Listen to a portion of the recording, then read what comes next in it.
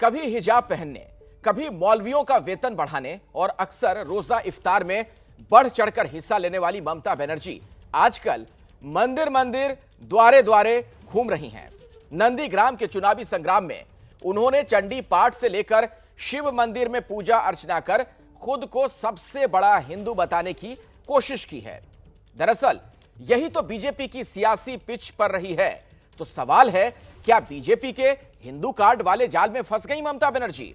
आप देखिए विजय विद्रोही की यह एक्सक्लूसिव रिपोर्ट।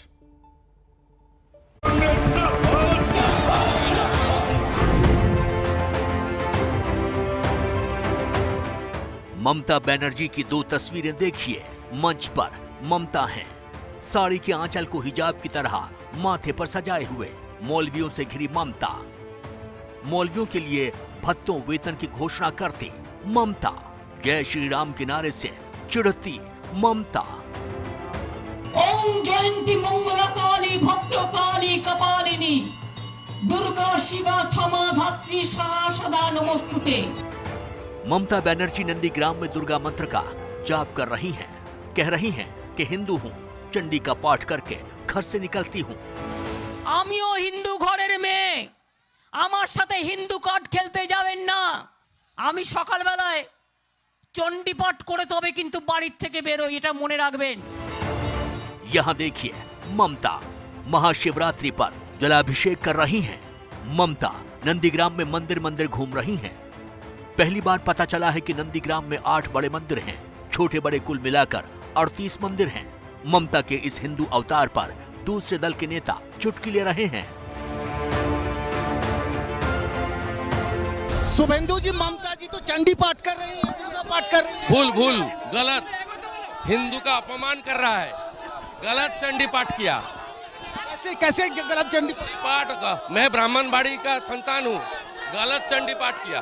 वो आम लोगों के सामने जाके ये कहती थी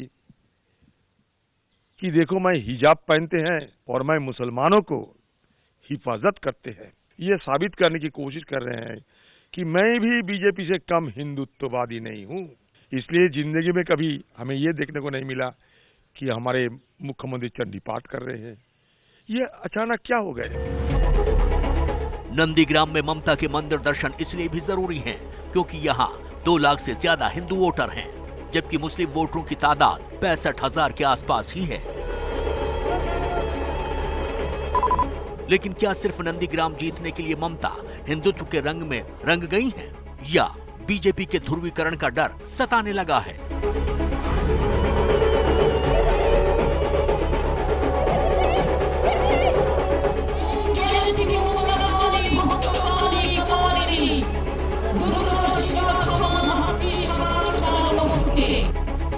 ममता ने हाल ही में सनातन ब्राह्मण पुरोहितों का मानदेय देने की घोषणा की थी। दुर्गा पूजा के पंडालों को 25,000 की जगह 50,000 रुपए दिए थे। राजनीतिज्ञों ने ये ढूंढा कि जात तो बड़ी जबरदस्त कैटेगरी है इलेक्टोरल मोबिलाइजेशन के लिए, तो अब तो हर चीज़ हर काम जाट बिरादरी के नाम पे होता है। तो मैं समझता हूँ ये लोकतंत्र के लिए और देश के लिए ठीक नहीं है। सवाल उठता है कि क्या सवर्ण वोटों में बड़ी हिस्सेदारी के लिए ममता बनर्जी ये सब कर रही है?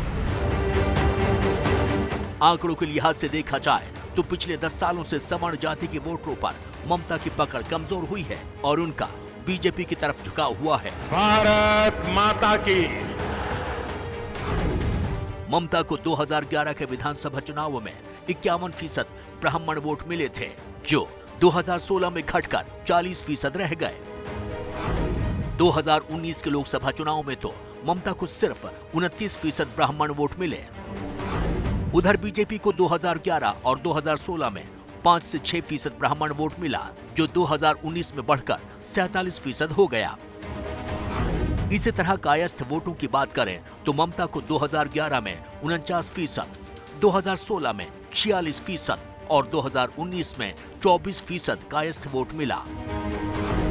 उसी दौरान बीजेपी को 2011 में 6, 2016 में 8% कायस्थ वोट मिला, जो 2019 में उछाल मारते हुए 65% हो गया। सवाल उठता है कि क्या दलित, ओबीसी और आदिवासी वोट बंटने से ममता परेशान है? आंकड़ों के लिहाज से देखा जाए तो यहाँ भी ममता की परेशानी साफ नजर आती है। पिछले 10 सालों में ममता के दलित, आदिवासी और ओबीसी वोट बैंक में खासी कमी आई है। ममता को 2011 में 49% ओबीसी वोट मिला, जो 2016 में 45% था, लेकिन 2019 में घटकर 27% रह गया। इसी तरह ममता को 2011 में 38% दलितों ने वोट दिया, जो 2016 में बढ़कर 41% हो गया, लेकिन 2019 में सिर्फ 31% रह गया।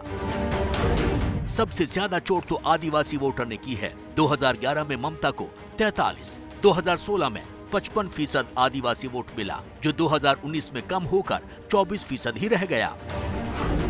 उधर बीजेपी को 2011 में 2016 में भी 2% आदिवासी वोट मिला था, जो 2019 में 62% हो गया। इसी तरह बीजेपी को 2019 में 68% ओबीसी वोट मिला, जो 2011 और 2016 में 5% ही था।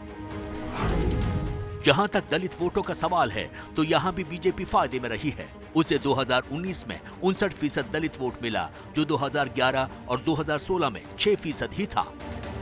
दरअसल ममता को मुस्लिम वोट बंटने का खतरा नजर आ रहा है, जिसकी भरपाई वो दुर्गा मंत्र के जाप से करना चाहती है। पिछले लोकसभा चुनावों में ममता को 70% मुसलमानों ने वोट दिया था।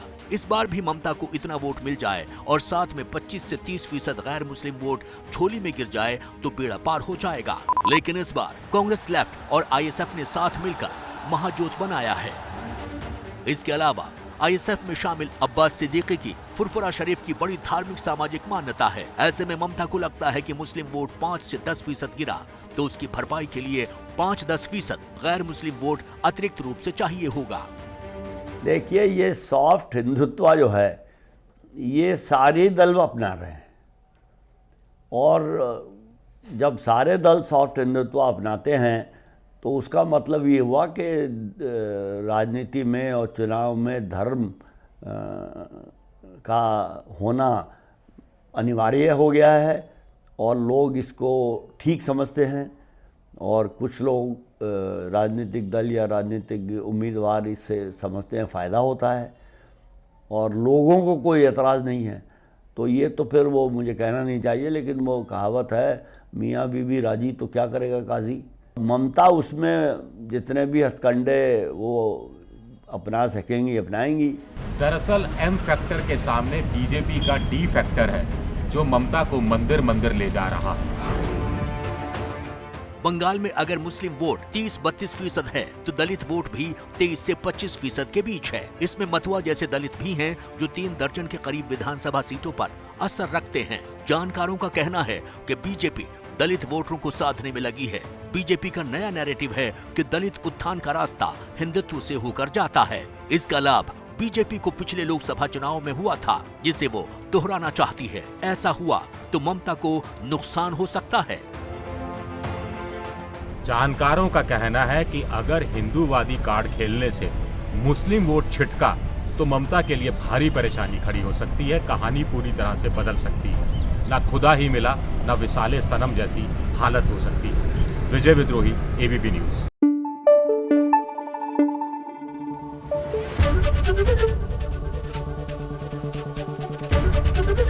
एबीपी न्यूज आपको रखे आगे।